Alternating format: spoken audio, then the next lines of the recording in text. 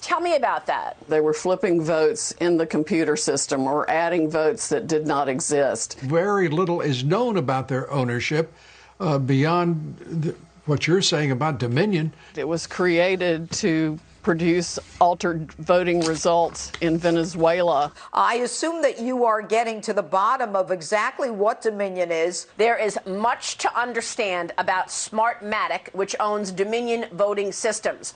They have businesses in Venezuela, Caracas, they have businesses in Cuba, and there are also links to China. You said that there may have been kickbacks to some people who accepted the Dominion software. 2 of our people and a Dominion employee, we have their affidavits. Here's what they saw.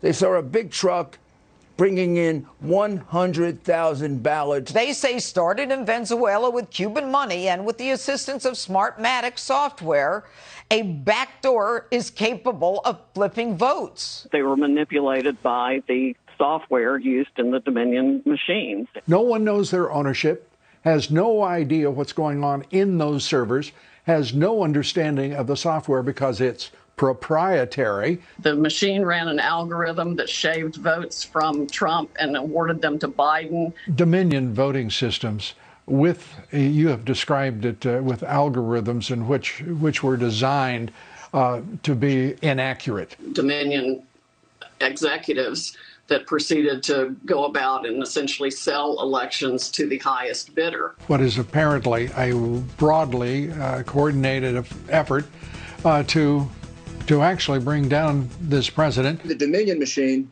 that's as filled with holes as Swiss cheese and was developed to steal elections. We have serious foreign influence problems with this Dominion voting machine. This president is looking at the prospect of having this election stolen from him. I've been all in trying to find the machine fraud, and we found it. We have all the evidence. Well, they're not making conspiracy theories go away by doing that. You don't answer. Right. You don't make people kind of calm down and get reasonable and moderate by censoring them.